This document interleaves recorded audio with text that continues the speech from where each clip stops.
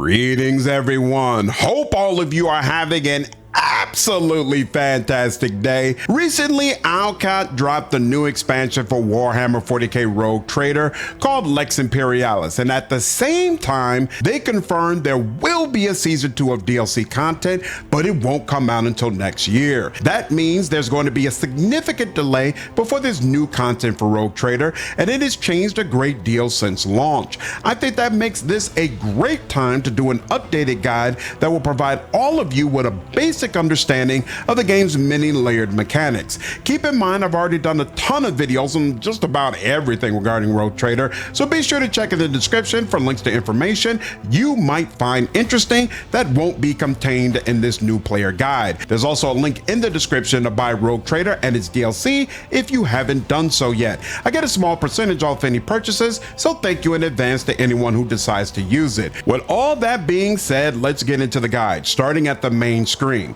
So you'll notice on the left there's a button that says DLC and mods.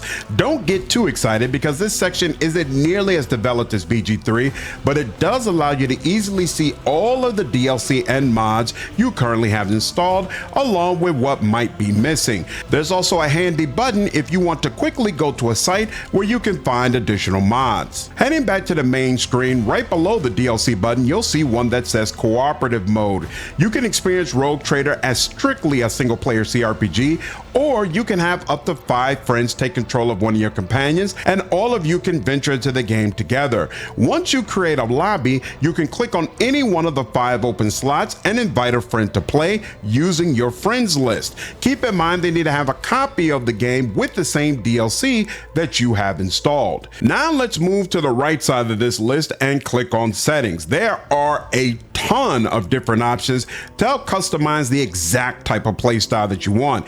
These options range from letting colorblind players customize color combinations to reducing the amount of times companions can make remarks during your playthrough.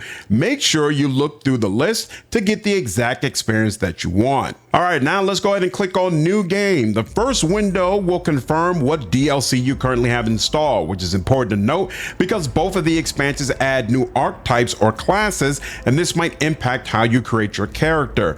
Next, you can customize your difficulty, and there are 6 different options. Story mode, and to a lesser degree normal, are for people who want to see the story and are looking for an easier experience. Daring is equivalent to core in Wrath of the Righteous, and is typically used by players who already have a lot of familiarity with CRPGs, or they have already played Rogue Trader before. Hard and unfair are both difficulties that focus on being more challenging to a point that it's uncomfortable for some players, but of course exhilarating for others. Keep in mind that Rogue Trader isn't considered to be an especially difficult game by CRPG standards, so you may very well find bumping up the difficulty to be appropriate. If none of these options appeals to you, there's also a wealth of different sliders you can adjust to get the exact difficulty that you are looking for. There's also a Grim Darkness setting which limits you to only 1 save. Once you have chosen your difficulty, it's time to create a character, and first you are presented with 3 pre-generated options. You can adjust their portrait and appearance, but the Homeworld, Origin, and Archetypes have all been pre-selected. This allows you to quickly jump into the game without digging through all of the mechanics and choices. If that doesn't interest you, you can click Custom Character and are then provided with a large list of portraits to choose from. Clicking on a portrait automatically changes the character model to match whatever portrait you see, providing a great base that you can customize further. If none of the portraits appeals to you, then you can select Custom Portrait and then click on the empty slot, which will allow you to easily access the folder where portraits are housed, and you can add your own option. Keep in mind you must create 3 portraits with names that match specific resolutions. The small portrait needs to be 260 by 336, the medium portrait needs to be 448 by 600, and the full-length portrait, all one word, no hyphen, needs to be 1080 by 1480. If you mess this up, then your custom portrait won't come through. Shout out again to longtime subscriber Longes, who created a portrait of a black female pyromancer that I could use for our Heretic livestream playthrough. He has a channel doing Let's Plays, mostly for the Rents game series, but he's also been playing Blueprints and Yoroge Kuru.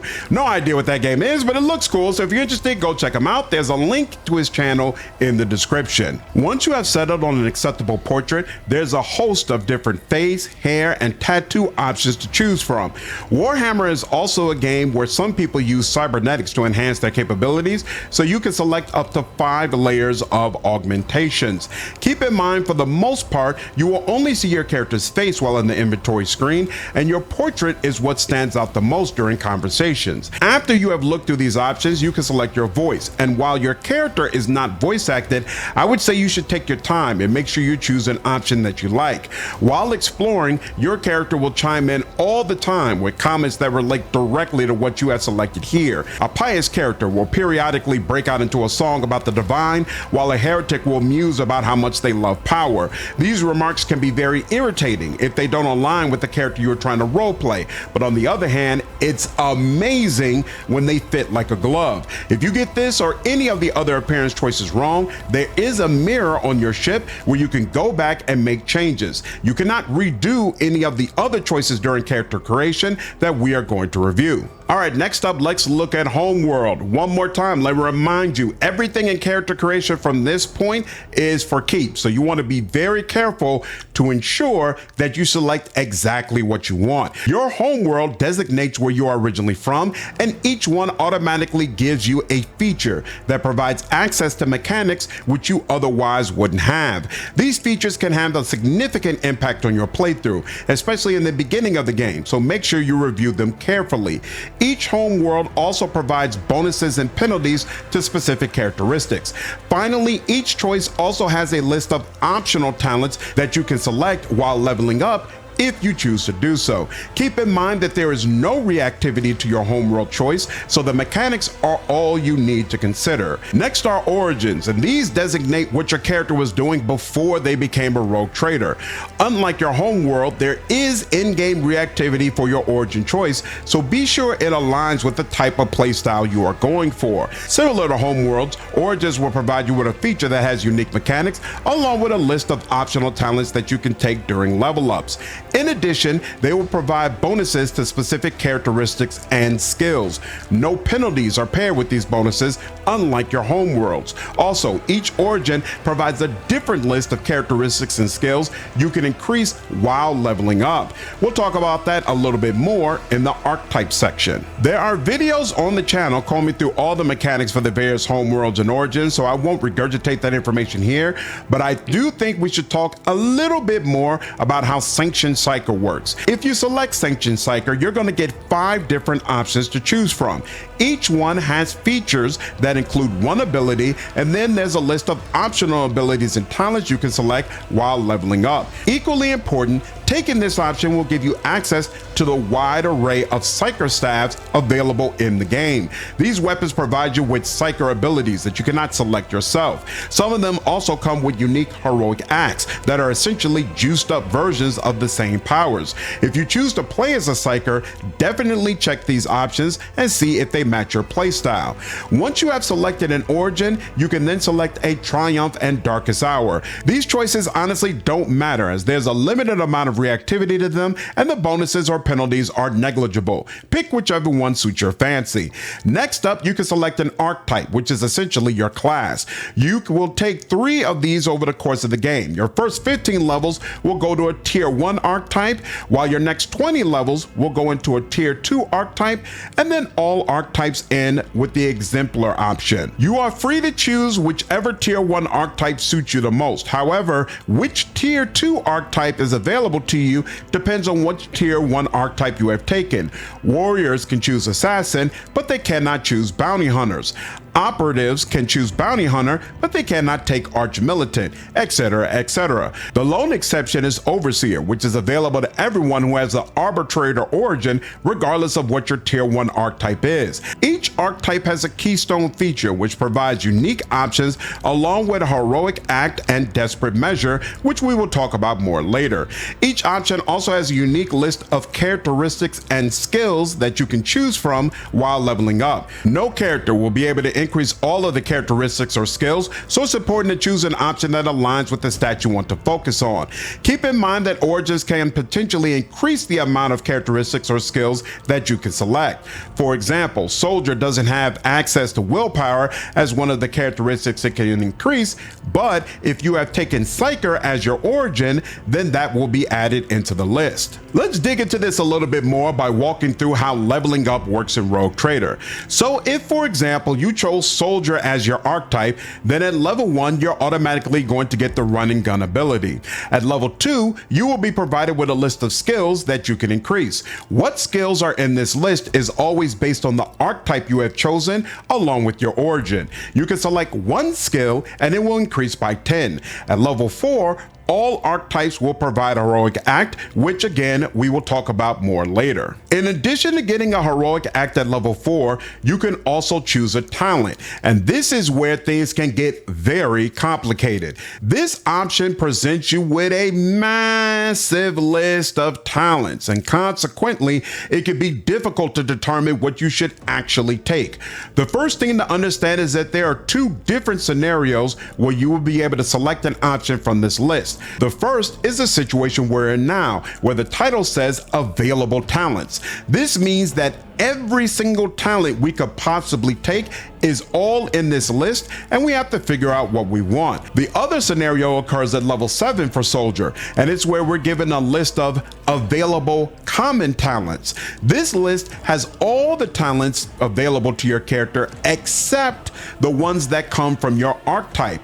Consequently, in most situations, when you are looking at the full list of available talents, you will want to specifically choose a talent that your archetype provides and leave other options for when common talents comes up. Let's dig in a little bit deeper by looking at the filters that are available to you. The first one is what's automatically selected, and that's just a full list of everything. The next option is recommended features, and it's Owlcat's way of simplifying this process by telling you what you should probably select. These options aren't terrible, but if you take the time to understand the mechanics, you'll create a much better build than what you would get using this list. Next is favorite features, and we'll talk about that in a bit. After that is offensive, defensive, and support features, which all provide a list of your talents that are focused on offense, defense, or support. Next is universal features, and these talents provide some sort of buff or bonus that makes you more effective. After that, you can pull up a list of talents that specifically come from your archetype, and next you can see the ones that specifically come from your origin. Last on the list of filters is warp features, and this provides all of the Psyker or Navigator talents available to your character. When playing as a Psyker, you will oftentimes prioritize options on this list more than your archetype. So as you can see, that's a massive list to try and scroll through every time you get a new talent. In my opinion, the best way to make this painless is to look through the options up front and favorite all the ones that you want. Each talent has an empty star option in the upper right, and if you click that star, the talent will be added to your favorites list. Then you can use the favorite features option to strictly see a list of the talents you know you actually want. If you screw up your build, there is a respec option, but it only takes you back to level 1. You are not able to choose your Homeworld origin and tier 1 archetype again. Therefore, it's critical to get these initial choices right and consider not only the character you want to start, but also what is the in-game build you are going for.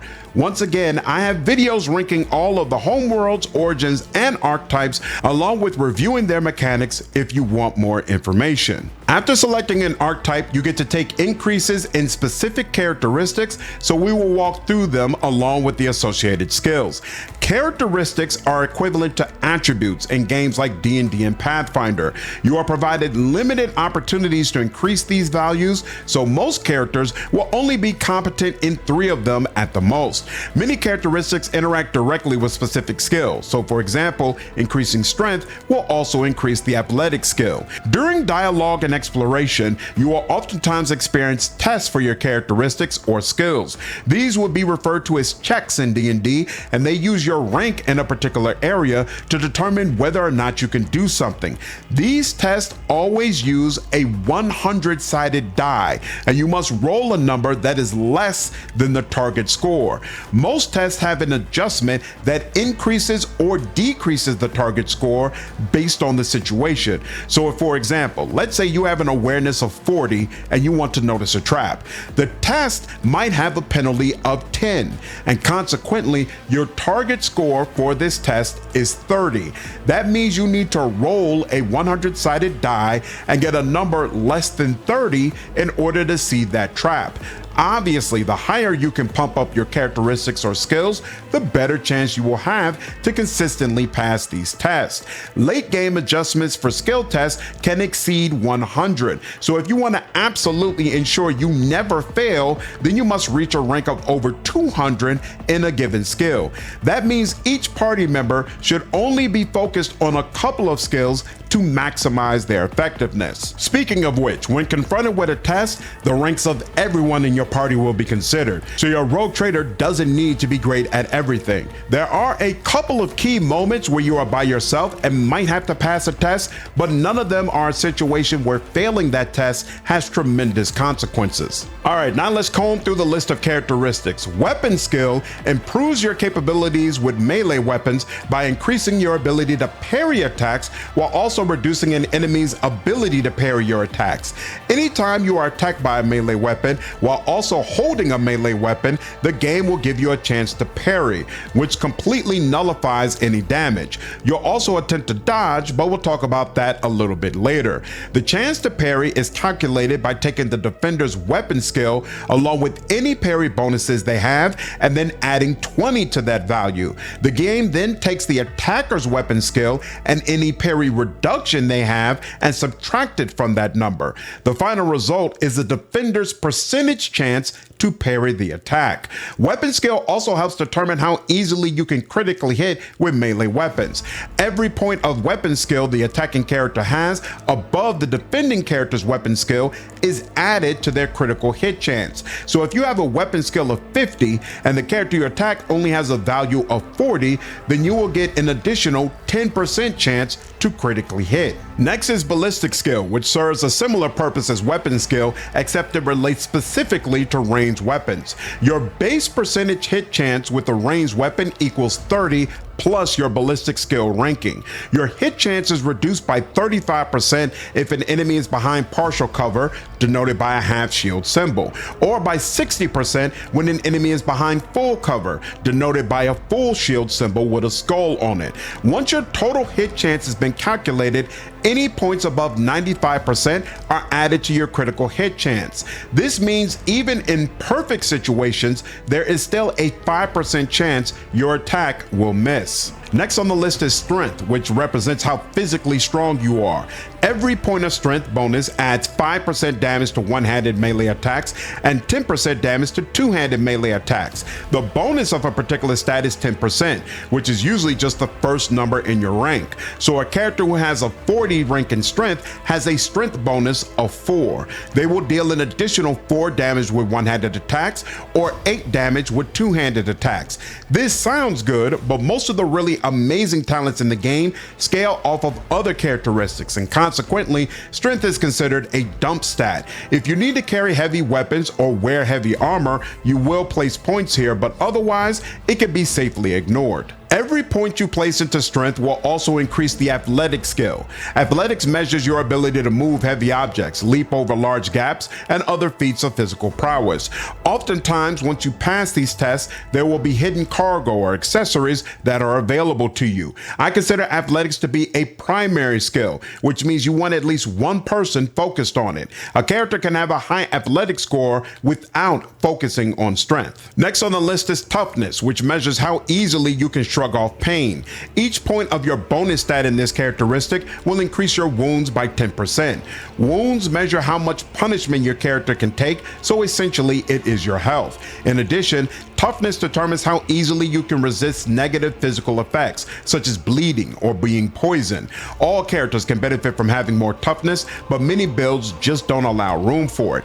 Every point in your toughness characteristic will also increase the Carouse skill. This skill measures your ability to resist negative effects. I would strongly recommend completely ignoring it. If you are a tank character who benefits from this, then you'll automatically get more ranks by taking toughness. If you are not that type of character, there are much better ways to defend yourself than taking more ranks here. I can count on one hand the number of times Carouse comes up as a test in dialogue or exploration, so definitely you don't need to worry about it. Up next is agility, and this characteristic measures your quickness and reflexes. It also is one of the factors that determines your initiative, which we will talk about later. Agility plays heavily in your ability to both dodge attacks and prevent enemies from dodging your melee attacks. On every attack, the defending character can attempt to dodge, and similar to parry, a successful dodge completely nullifies the damage from that attack. Note that I said on every attack, so you will attempt to dodge both range and melee combatants, as opposed to parry, which only comes into play during melee combat. Your percentage chance to dodge an attack is calculated by taking your agility score and adding 30 to it. Then you subtract the attacker's dodge reduction. If it's a melee attack, then dodge reduction will be half of that character's agility score. If it's a ranged attack, then dodge reduction is the full amount of their perception score. You can also dodge area attacks such as grenades or the cone blast of a flamethrower. In that situation, you are only allowed to move up to 3 cells in order to evade the attack, or you will receive a grazing hit, even if the dodge was technically successful. Dodge is the most powerful defensive mechanic in the game, and some characters can get to the point that they are virtually impossible to hit. In addition, there are a ton of talents that heavily depend upon agility, so your team most likely will have multiple characters who focus on this stat. Every point in agility also increases the Demolition skill, which measures your ability to disable human traps and how well you can use those traps to blast open weak walls or block passages. There are a ton of traps throughout the game, and accidentally tripping them can result in brutal consequences for your team. No doubt, this is an essential skill that you want a character to have high ranks in. Next on the list is intelligence, and of course, this is a measure of how smart you are. Every point in your intelligence bonus increases your damage with non-burst ranged attacks by 5%. That's definitely nice for some characters, but the real claim to fame when it comes to intelligence is that it's linked to more skills than any other characteristic. Every point in intelligence will also increase your lore Imperium, lore warp, lore Xenos, logic, Medicae, and tech use rankings as well. I think you can already probably tell there needs to be at least one character on your team with a high intelligence ranking, but let's still review the different skills. Lore Imperium measures your knowledge of the Imperium of Man. Many tests associated with this skill will provide you with additional information and help reinforce with everyone that you are loyal to the Emperor. Not necessary, but it's definitely nice to have. Lore Warp measures your understanding of the warp and its entities. Sometimes you will encounter strange heretic writings or carvings, and Lore Warp will help you understand them. Similar to Lore Imperium, it's definitely nice to have, but it's not necessary. Lore Xenos measures your understanding of alien species and your ability to disable alien traps. The second part makes this skill essential because there are a ton of Xenos traps the further you get into the game.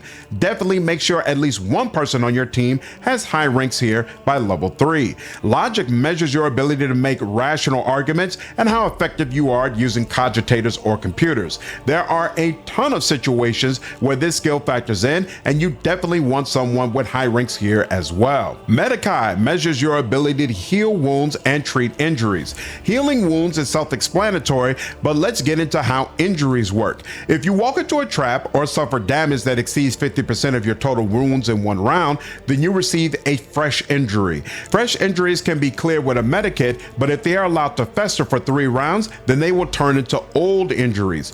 Old injuries injuries can also be removed with a medikit. However, you have to pass a skill test in order to do so.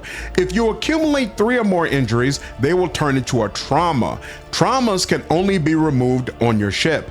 Both traumas and injuries will have a negative impact on different stats depending on what type of injury or trauma you have experienced. You must increase the Medikai skill at least once during level ups to start using medikits. Having someone with a high Medikai rating who can clear injuries and prevent traumas from occurring is absolutely essential. Finally, tech use, similar to logic, allows you to hack into cogitators, but more importantly, it lets you open locked doors and chests. It's basically lockpicking, and no question, you'll need someone who has high ranks here. Next on the list is perception, and this characteristic measures how well you perceive your surroundings. It plays a part in deciding your initiative, which we will talk about more in the combat section. Also, as previously mentioned, perception can increase your dodge reduction rating when executing a ranged attack.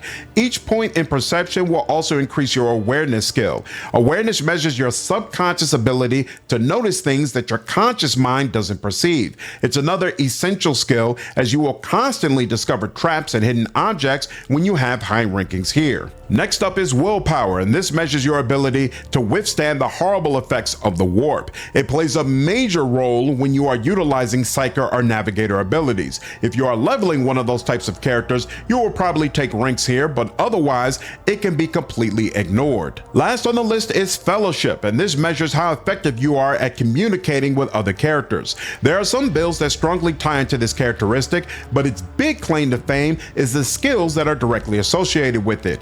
Every point in fellowship will increase your persuasion, coercion, and commerce skills. Commerce measures your business sense, and similar to Lore Imperium, it's nice to have and does pop up every so often, but it's not essential. Same with coercion, which measures your ability to intimidate or manipulate other people. Nice to have, but you can do without it. The big deal is persuasion, which is basically your ability to persuade people through negotiation.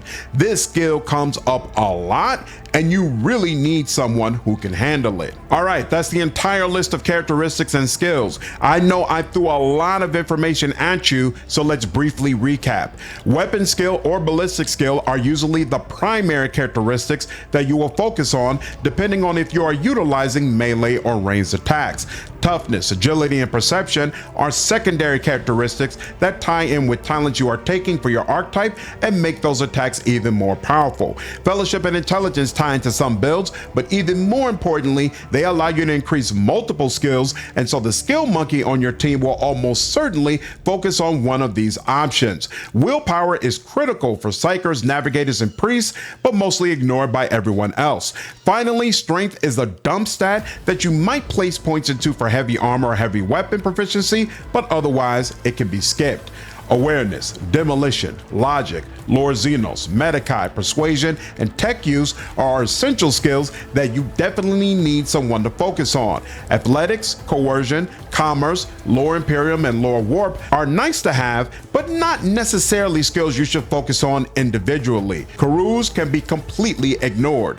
All characters should choose 2 skills they are going to focus on, and then increase medikai when they can, so that your entire team can heal themselves in a pinch.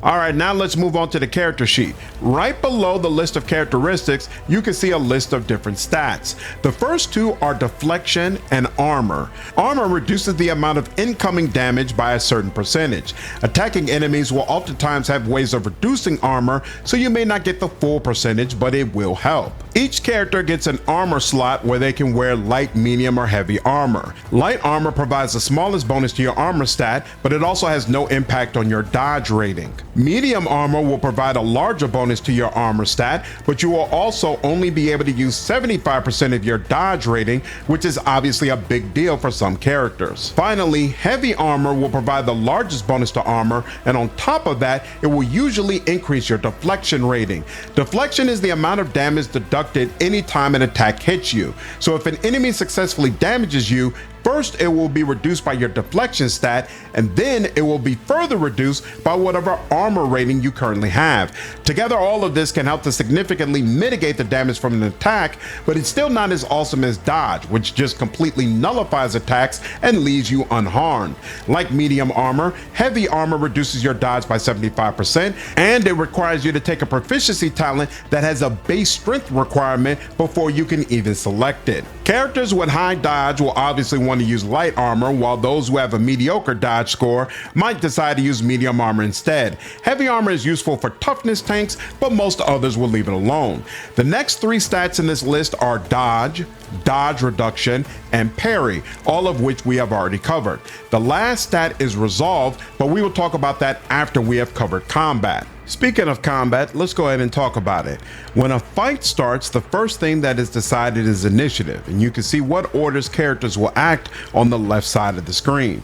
When you hover over their portraits, you can see symbols for any buffs or debuffs they currently have active. This is very useful because it makes it easy to attack enemies who are next in the turn order, and subsequently allow members of your team to act back to back without any possibility of taking damage. Initiative is calculated in a rather complicated way, so buckle up for this explanation. First, understand that there's your individual initiative ranking, and then there's the ranking of whatever group you have been randomly placed in.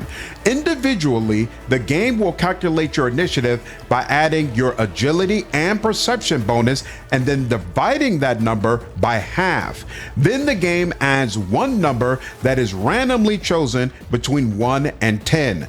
That final number is your personal initiative, but it's not the sole deciding factor for which character goes first. The other part of this equation is that the game places all characters into separate allied and enemy groups that each have 2 to 4 combatants. Then it takes the average initiative of each group to determine what order all the different groups will go in. Having higher agility and perception scores will bump up the average initiative of whatever group you are in, so you'll act earlier more often than not, but it's by no means guaranteed. An allied group's turn alternates with an enemy's group's turn. Consequently, when combat first starts, it's not possible that initiative has rolled in a way where all 6 of your team members are able to attack back to back, nor do you have to worry about 5 enemies steamrolling you before you even get a chance to respond. Once initiative has been rolled, your team enters the tactical phase of combat. If you have been ambushed, which happens, but it's rare, then you won't be able to do anything here. As long as you weren't ambushed, during the tactical phase, you can move your characters around to their most advantageous positions. How far you can move them is determined by where they were positioned once combat started, along with their maximum movement points, which we'll talk about more in a bit. There's a button with 5 dots on the right side of your screen that allows you to customize the formation of your team. Make sure you manually adjust this so frontline characters are in the front and can get as close as possible to enemies during the tactical phase. Keep in mind that while in this phase, you cannot place allies directly adjacent to enemies unless you have an arbitrator who has taken the prepared prosecution talent. As I mentioned before, this game offers both partial and full cover options, which you'll want your backline to take advantage of during the tactical phase. Keep in mind that cover does not protect you from melee attacks. Partial cover can be destroyed by direct or area attacks, while typically full cover is indestructible. While in partial cover, you will receive protection from attacks that are at least 1 cell away, but it provides no protection if the enemy is directly next to your cover. Full cover, on the other hand, protects an entire side, and therefore as long as the cover is between you and your enemy, you are protected. In order to perform a ranged attack while behind full cover, you must position yourself at its edge, and then when you attack, your character will automatically step into an unoccupied adjacent cell. Once the attack is finished, you'll return back behind cover. While behind full cover, enemies will only be able to target you if they can see the space you are standing in or they can see the space you must step into in order to make attacks. Once the tactical phase is finished, you can start combat, and characters will be given the opportunity to act based on the initiative turn order. All characters have a set amount of movement points, or MP. One MP translates to one cell that a character can move into on the field. Diagonal movement is more costly, and every second diagonal cell costs 2 MP. Movement cannot be stopped once it has started. You regain a full amount of MP at the beginning of every turn. If you attack, then you automatically lose any remaining MP. So it's important not only to consider the best spot to attack from, but also keep in mind you might be a sitting duck there and evaluate if it will leave you too exposed. You could double click on an enemy's portrait in the turn order bar to automatically move the camera to them. In addition to your green movement points, you'll also get yellow action points, which are used to do just about everything except move. You can activate a buff or debuff, throw a grenade, attack, use a medikit, or whatever else fits your fancy. Rogue Trader doesn't allow any pre-buffing, so during every turn it will be important to buff either yourself or other party members in preparation for maximizing the damage on their next attack.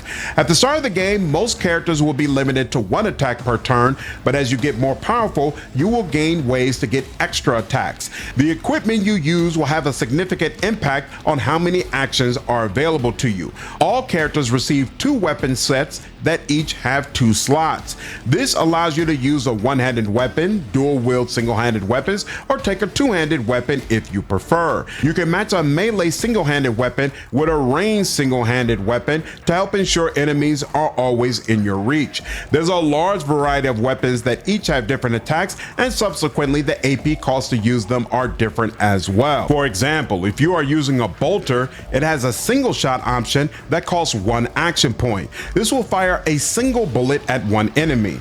It also has a burst fire option that can be used for 2 action points, which will fire a flurry of bullets within a cone. Most of the weapons work this way, providing multiple attack options and consequently a variety of factors to consider. Let's review some of the weapon stats. Max ammo is self-explanatory, and it's important to consider because many weapons require a great deal of action points in order for you to reload. Sometimes you'll come across range options that deal more damage, but the max ammo is much lower and it might not be a good fit. Range is also important to consider. Some weapons have a fixed range and cannot hit enemies outside of it. Other weapons, such as flamers for example, have an optimal range, and then there's a maximum range where they can still hit enemies, but the hit chance will be significantly less. For melee weapons, their standard attack almost always targets adjacent enemies. However, some weapons, such as power swords, have a secondary attack that can hit enemies who are up to 2 squares away. Strike count tells you with one attack how many times you will attempt to damage an enemy. Most melee weapons only have a strike count of 1. However, some weapons, such as rock saws, can have a much higher strike count, allowing you to repeatedly trigger nasty status effects with only using 2 action points. Rate of fire works the same way as strike count, except it's for ranged weapons. Most guns will only fire 1 bullet at a time, but some, such as bolters, which we have already discussed, can potentially fire a hail of bullets at enemies with just 1 attack. Armor penetration represents the percentage by which an enemy's armor is reduced by this weapon. Typically, weapons such as shotguns and sniper rifles will have high armor penetration, while weapons such as primitive daggers will only provide low bonuses. If the weapon you prefer has low armor penetration, then you'll need allies to heavily debuff enemies to ensure your damage lands. Make sure you watch this stat carefully, as some weapons will provide significantly lower ranks here in exchange for damage, such as the double barrel shotgun, which doubles how much damage your shotgun deals, but at the cost of only providing a 1% bonus to armor penetration.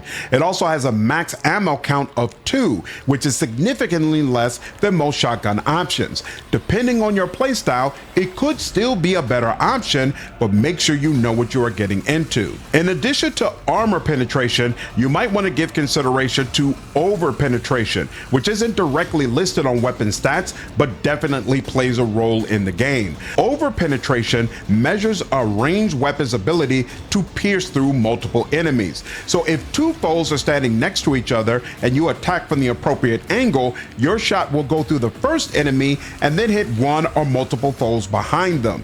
Each successive hit deals less damage. Ranged weapons have a base 50% chance to over-penetrate, and this is increased by your armor penetration, but it is also decreased by the enemy's armor. If you are able to hit a secondary target, then the damage for the second attack is calculated by multiplying your over-penetration percentage by the amount of damage you dealt to the first target.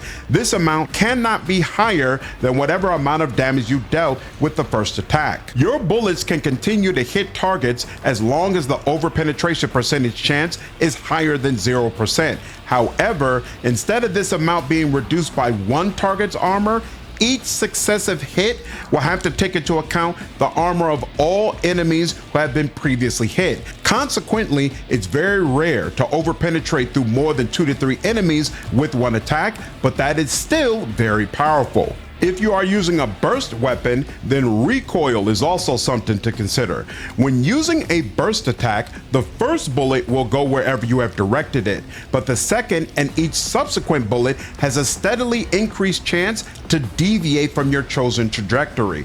The higher a weapon's recoil stat, the greater chance your bullets will go places you didn't intend. We have already covered how dodge reduction works, and some weapons will provide a flat bonus to this stat, making it much easier to hit some enemies. Additional hit chance works the same way, helping to ensure your shots always land. Put all of this together and it becomes clear when deciding whether or not a weapon is better than the one you already have. You cannot just look at the damage numbers. Rate of fire, range, max ammo, dodge reduction, armor penetration, recoil, and many more stats must all be considered when determining if a new weapon is right for you. I've considered doing a video breaking down all of the different weapon types. Leave a comment below if that is content you would be interested in seeing. In the lower right, there are 4 slots available where you can place consumable objects such as medikits and grenades. Both of these objects will cost 2 action points to use, and grenades will consume your ability to perform an attack unless you have taken a talent to prevent that from happening. There's a variety of grenades with different effects such as stunning enemies, knocking them prone, or spreading toxic damage. There's also a plethora of stimulants that usually cost 1 action point to consume and will provide interesting buffs along with debuffs that must be considered. Regardless of how you choose to attack, if it kills an enemy, you will gain momentum. This stat is tracked by a blue bar in the center right of your combat options. Momentum tracks your team's ability to use heroic acts or desperate measures, which are powerful attacks that can potentially turn the tables on an enemy. Heroic acts have strictly positive effects, and oftentimes they can deal a tremendous amount of damage.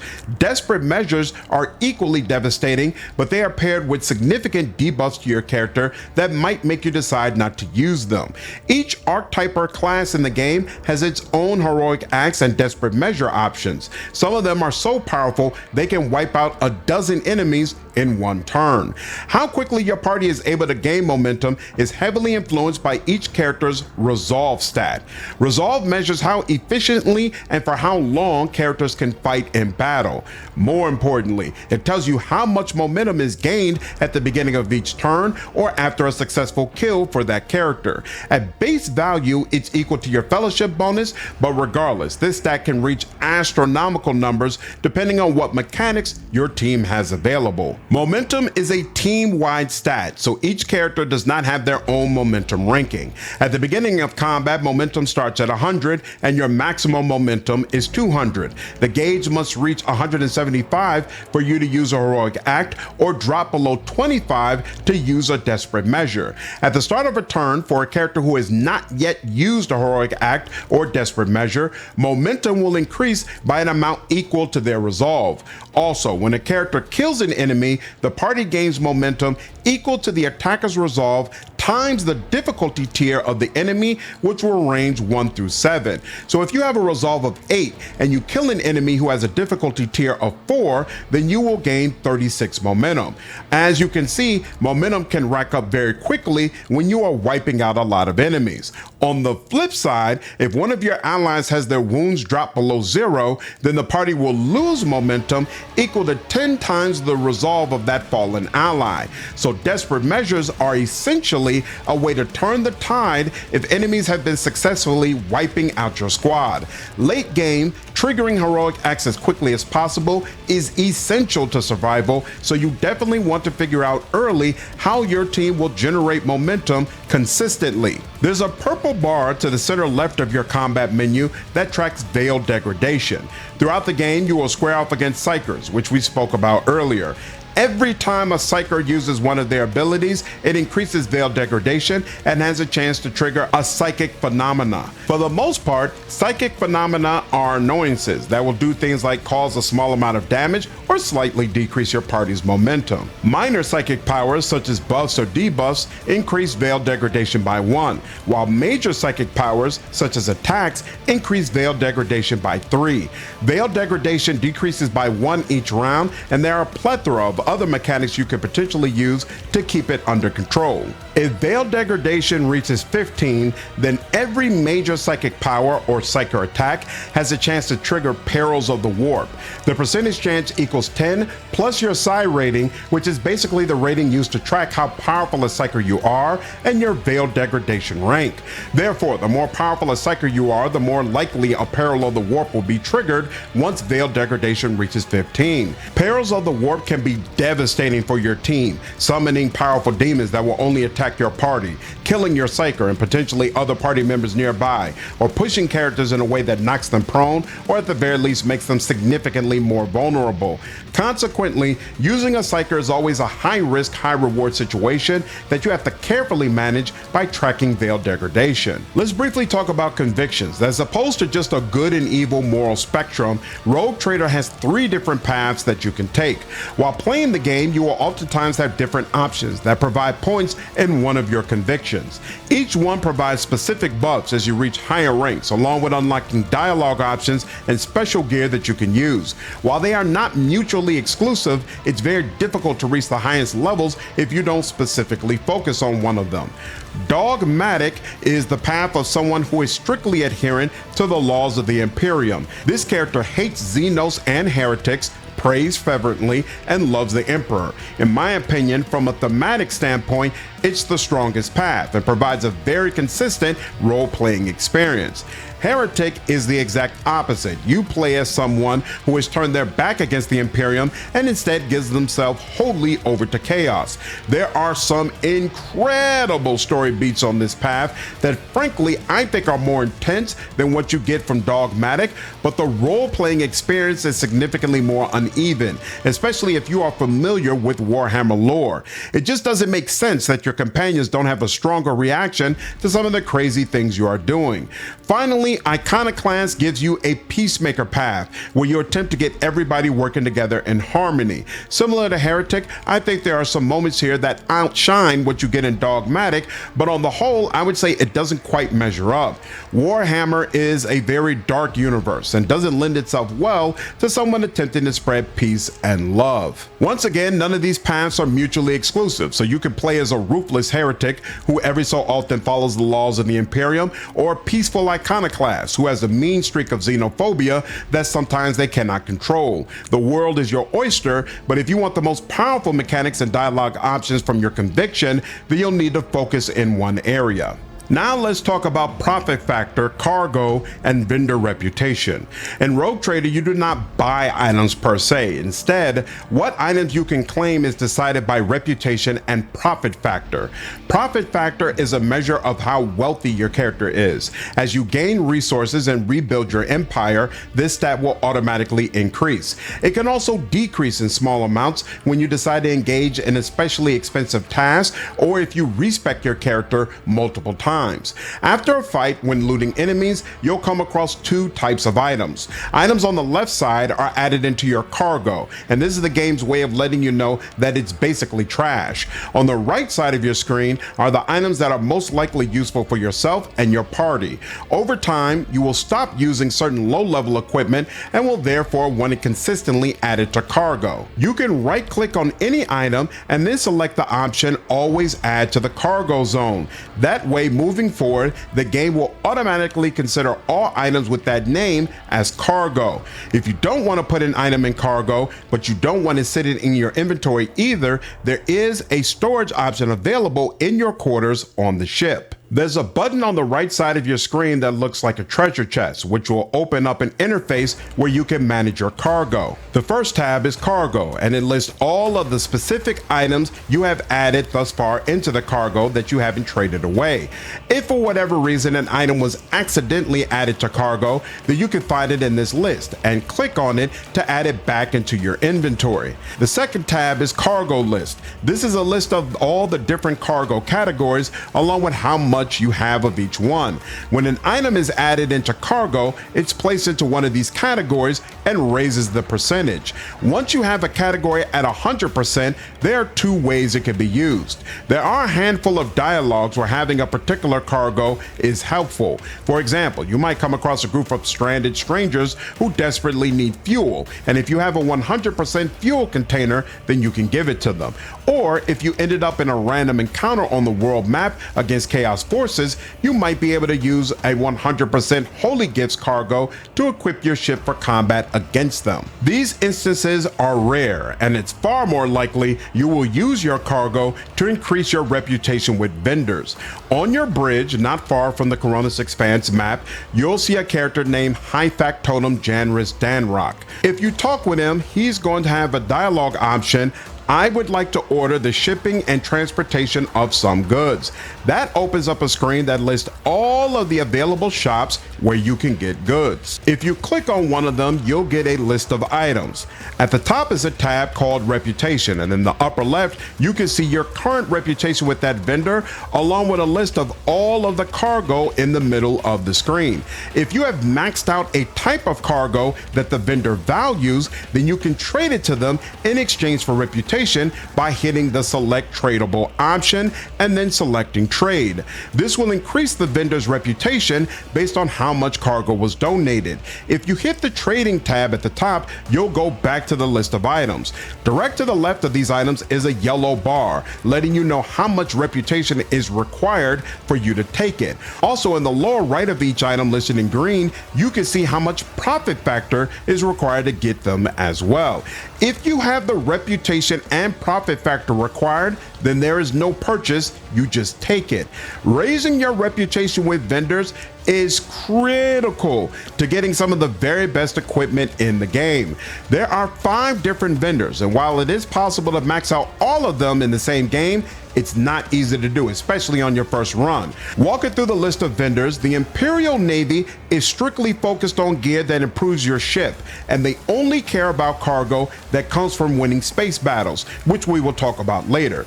Therefore, maxing out your reputation with the Navy doesn't really interfere with maxing out the other vendors. The Explorator vendor is managed by the Adeptus Mechanicus. They are interested in some of the same cargo as other vendors, but their reputation is significantly easier to increase. So similar to the Imperial Navy, I recommend that you plan on maxing them out as well. The remaining 3 are all in direct competition with each other for reasons that will become clear when I cover colonization. Therefore, I recommend you pick one and focus on increasing your reputation with that vendor.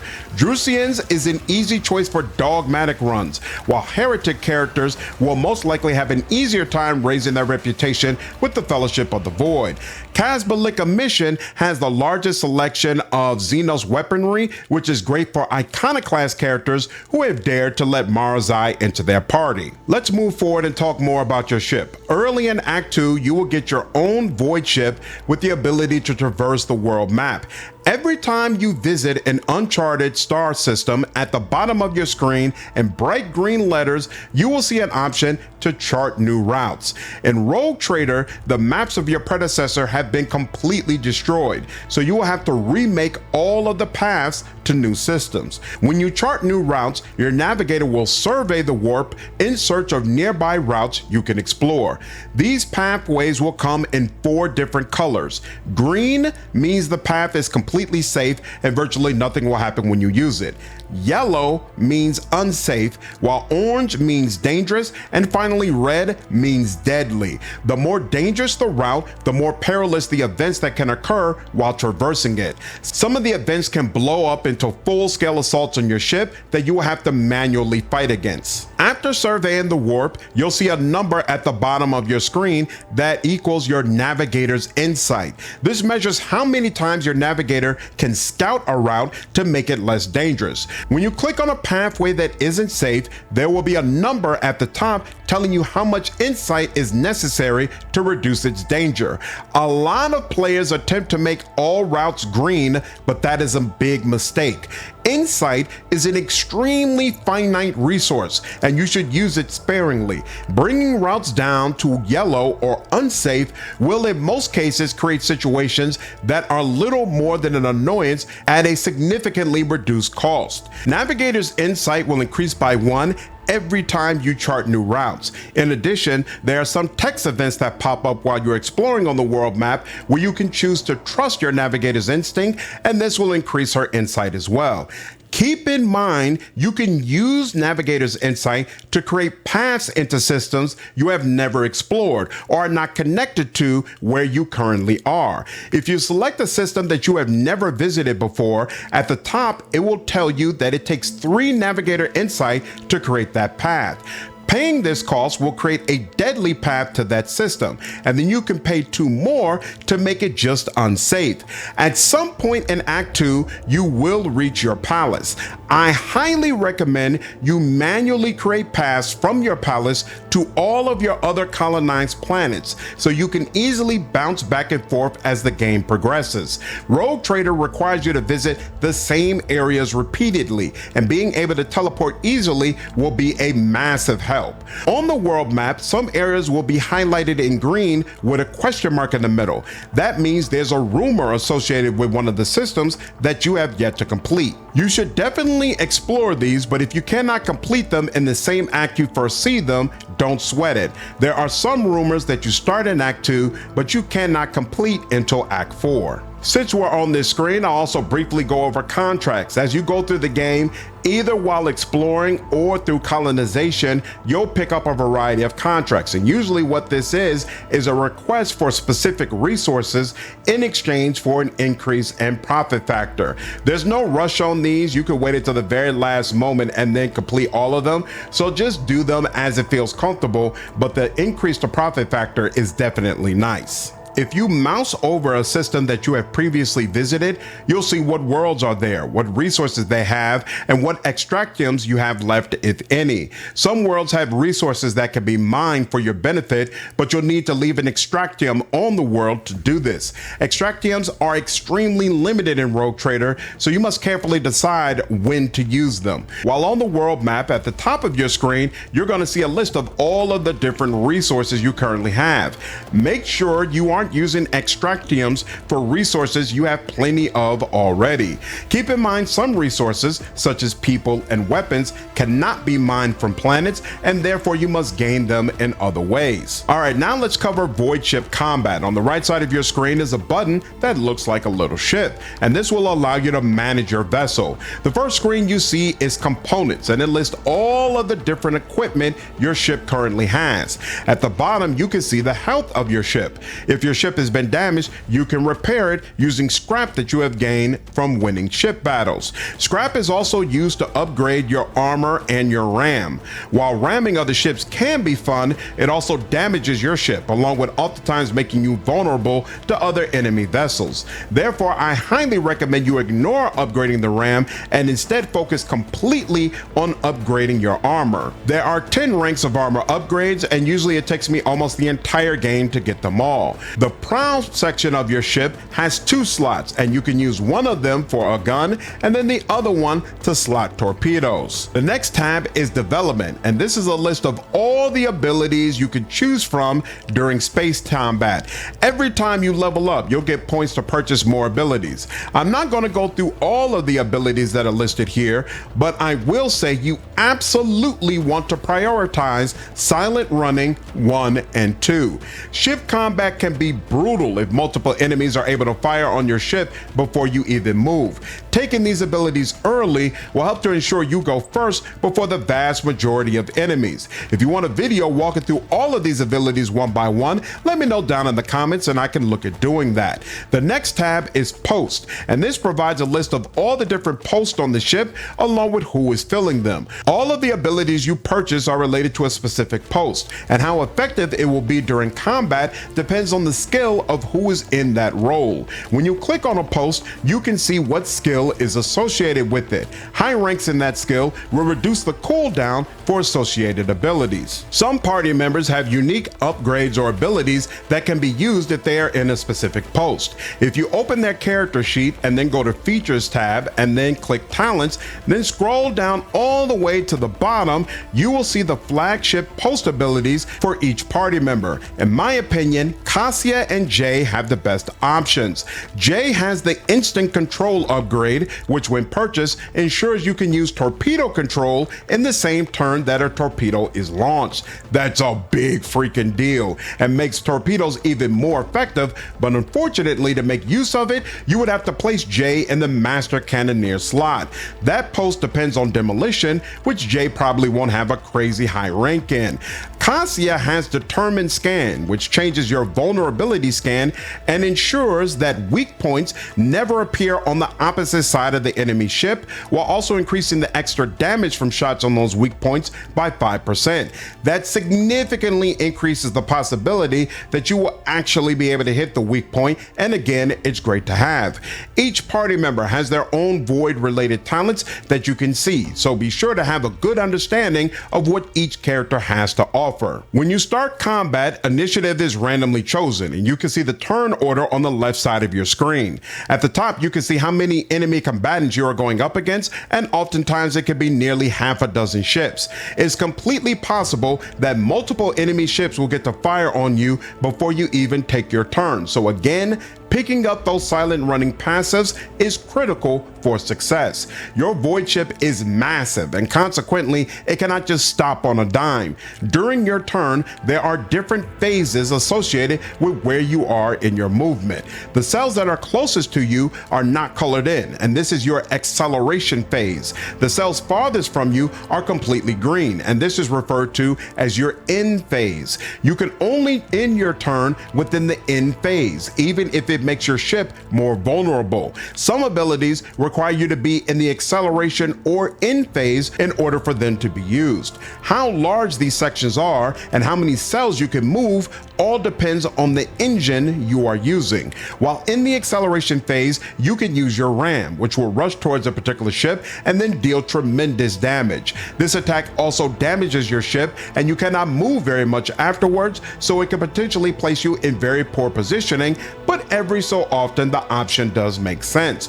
Also, late game, your defenses will be so high that it's much easier to just go on a kamikaze run. Your ship has 2 layers of protection. We've already talked about the armor, which you should be steadily upgrading, but in addition to that, on each side you have separate layers of shielding. This means you might end up completely exposed on the right side, but fully shielded on the left side. Consequently, the most important thing to consider during fights is positioning. To the best of your ability, position enemies on your most well-defended side to ensure you can handle their onslaught. You automatically get the ability Restart Shields, which allows you to completely restore your shields at the start of your next turn, but your speed and firing range will be reduced during that turn, and this ability has a very long cooldown, so it's not a crutch. The optional ability Reinforce Shields will help much more because it allows you to pick one side of your ship and significantly improve its chances of completely absorbing damage. So if you are successful in ensuring most enemies will attack a certain side, you'll also be able to reinforce your defenses in that area so they have a tougher time breaking through. At the bottom of the screen, you will see a list of all the posts, who is filling them, and the abilities you currently have. In the middle of this bar are your 5 weapon abilities, 2 from the prow, 1 dorsal weapon, 1 port, and finally 1 starboard. All of these weapons can be fired during any phase, but sometimes there are abilities which interact with them that can only be used at certain times, so strategize accordingly. Your port and starboard weapons fire from the side of your ship. These weapons vary significantly in range and power. Make sure you play around with different types to get a feel for what weapons you prefer. I prefer weapons that have a longer range to help ensure they can hit a target even if it's not for much damage. Your dorsal weapon fires from the front, and sometimes this can be in a wide arc, allowing you to choose pretty much whatever target you want. At the prow, you can have one gun and one torpedo weapon equipped. If you have fighter jets equipped in your arsenal slot, then during combat when you select torpedoes, there's an alternate option to use fighters instead, but personally I think torpedoes are far more useful. If you choose to use your torpedo, then one will be deployed. You cannot immediately move it towards enemies. Instead, in the next round, your torpedo will get a turn where you can take control of it, or during your turn in the next round, you can use the torpedo control ability to navigate it towards enemies. If you navigate a torpedo directly into an enemy, it will explode for major damage and usually destroy the ship. Alternatively, you can move a torpedo beside one or multiple ships and then remotely detonate it for area of effect damage that can also be quite effective. Therefore, it's important to deploy your torpedo at an angle and in a space where you believe it will be able to reach enemies during your next turn. Again, you can forego all of this if you have Jay as your master cannoneer and pick up her torpedo control upgrade. Enemies will sometimes attack your torpedoes instead of you. They have no shield, so instead, successful hits will remove one or more of the missiles, causing the torpedoes to deal less damage. This makes them great options both offensively and defensively if you are trying to keep some of the pressure off of your ship. Finally, it's worth calling out that you will be able to pick up ultimate abilities that make your void ship significantly more powerful. In my opinion, the most devastating one, and one you're probably looking at in the footage right now, is All Hands on Deck, which allows you to deploy 3 torpedo salvos at once instead of just one.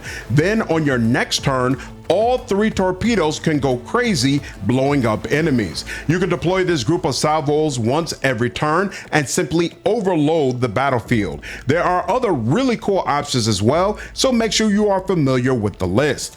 At the end of every space combat, you will receive scrap from destroyed enemy ships, along with trophies that can be traded in with the Imperial Navy vendor. Make sure you are checking him regularly to upgrade your ship, but note that it takes a long time for his reputation to rise, so you'll have considerable stretches with no new void ship equipment. The final topic I want to cover in this guide is colonization. The main quest of Rogue Trader has you visit multiple worlds that are critical to rebuilding your empire. Once you regain control of these worlds, they will be added into your colonization interface. On the right side of your screen, there's a button that looks like a bar graph, and it will open up your colonization menu. This is a list of all the planets that feed your power as a Rogue Trader. In the middle, you will see a list of all the projects you have completed, which we will talk about in a bit.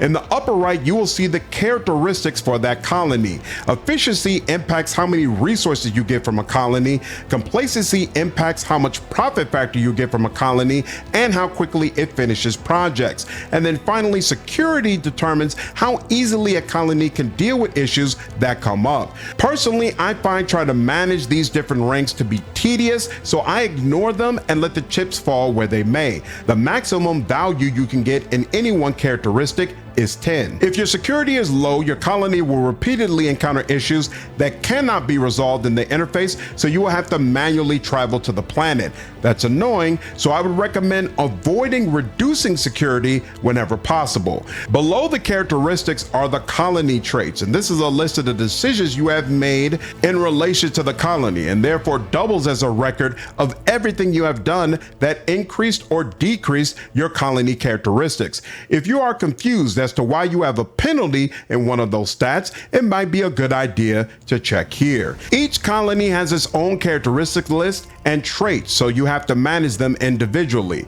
If you click on the projects button, you'll get a list of projects available for that colony. This menu is daunting for a lot of people, but in truth, it's very simple as long as you remember what's important to you. When deciding what projects to complete, there are two factors you have to consider. What are the expenses for completing this project, and what rewards matter the most to you? When you have a project highlighted in the center of the interface, you'll see a list of expenses on the left and the rewards or profits you will receive on the right. Sometimes the expenses will have a high resource cost, but don't let that deter you. You can always get more resources. The bigger issue is that sometimes completing one project blocks you from completing another one. Therefore, you need to make sure you have an understanding of what each one provides so you can decide between them. Also, keep in mind that many projects have no expenses whatsoever, and therefore there's no reason not to go ahead and complete them. When it comes to the profit side, you should first gain an understanding of which rewards are valuable to you and which ones you can safely ignore. As I mentioned before, it's tedious trying to manage the characteristics of each colony, so I don't believe the bonuses to efficiency, complacency, and security should factor into your decision making. There's also a variety of different buffs or passives you can get from the projects, but frankly, your team will steamroll enemies regardless, so I don't think it's worth prioritizing them either. Finally, many projects may provide you with profit factor, but as long as you are completing projects consistently, your profit factor will skyrocket anyway, so I don't really think you have to focus on those bonuses. In my opinion, when it comes to rewards you actually care about, your first priority should be vendor reputation. Looking at Filestone in rank 1, you have to choose between 3 different options. The High Throne provides profit factor, security, holy gifts, and a 5% bonus to crit chance against chaos enemies. A Celestial Protector provides an equal bonus to profit factor and holy gifts, a bonus to complacency, and a 30% increase to one side of the shields on your ship. Finally, Dominion of the Hammer provides a bonus to holy gifts, profit factor, and efficiency, while also giving you a flamer that doesn't burn enemies, so frankly, I only use it sparingly. More importantly, it provides a 1,000 point increase to your reputation with the Drusian vendor. These bonuses can go as high as 5,000 on some projects. Remember, pick up the ones for the Imperial Navy and the Explorer Tours, but then of the remaining 3 vendors, pick one to focus on to make sure you max them out. Second to vendor reputation, I would also prioritize gear. Most of the gear you see as a reward for colonization is unique and cannot be gained in any other way. Therefore, it's crucial to look at each piece carefully and make sure you do not need this. A great example of this is the Science of Virtue project under Janus. If you complete that successfully, not only do you get a whopping 3,500 points bonus to rep with Drusians, but you also get the Eyes of Joyu's helmet. This increases your psi rating against daemons by 1 for each rank of dogmatic that you have. If you are a dogmatic psyker, it's incredible, but if you don't have one on your team, it's useless and therefore you might not want it. The last type of reward you want to value is one that provides additional resources. So as I mentioned before, at the top of your screen, you can see a list of the different resources. Some of them, like plasteel or promethium, can be mined from planets. Other resources, such as people and weapons, cannot be gained from planets, and instead, your largest bonuses will come from colony projects. Some projects will have massive expenses related to these resources, and that creates a synergy between some of the different colonies. For example, getting a large bonus in people from Dargonis might allow you to complete a project in Janus. This isn't something you need to monitor constantly, but if there's a project you want to finish but don't have the resources to complete, it's definitely something to watch out for. There is one other reward from colonization that I believe is poorly explained, so I want to call it out. Under the planet Dargonis, there's a project called Shield of the Emperor, and it provides a reward called Escort Ship. The description just says your flagship is escorted by an armed frigate, but that doesn't really make it clear that the ship will actually join you in space combat.